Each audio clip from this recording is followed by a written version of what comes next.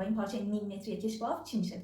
پارچه رو به اندازه 2 رسینه تقسیم بر 4 روی هم دیگه تام میکنیم. اندازه قد تیشرتمون رو به اضافه جادوخ علامت میزنیم. یه یقه 8 در 8 براش میکشیم. 3 سانت به سرشانه شیب میدیم و اندازه سرشانه رو علامت میزنیم. برای کف حلقه به اندازه 24 الی 27 سانتی میتونید بیاید پایین بنا به سایزتون. به درز بغل وصل کنید و قیچی بزنید. برای الگوی پشتم دقیقاً همونو میتونید استفاده کنید، با تفاوت اینکه یقه کوچکتره و کارور هم 1 سانت بزرگتره.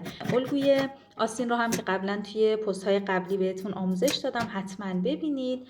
و برای دوخت هم به این سرشونه ها رو اول به هم بدوزید. من برای محکم کاری از دوختای تزئینی و حالا گلدوزی استفاده کردم و بعد باز کنین. آستینا رو به این شکل روبروی همدیگه قرار بدین، روبروی کار به هم وصل کنید و بعد برگردونین و از آستین تا پایین درز بغل رو بگیریم. برای یقه من یه نوار از عرض به طول دور یقه منهای 10 و عرض 6 سانت برش زدم و به این شکل کشیدم کامل. توی یقه لباس جا رفتم، دوخت زدم، سردوز زدم و بعد یه روبخیه تمیز روی کار هم زدم که این آموزشم قبلا تخصصی تر توی پیج گذاشتم.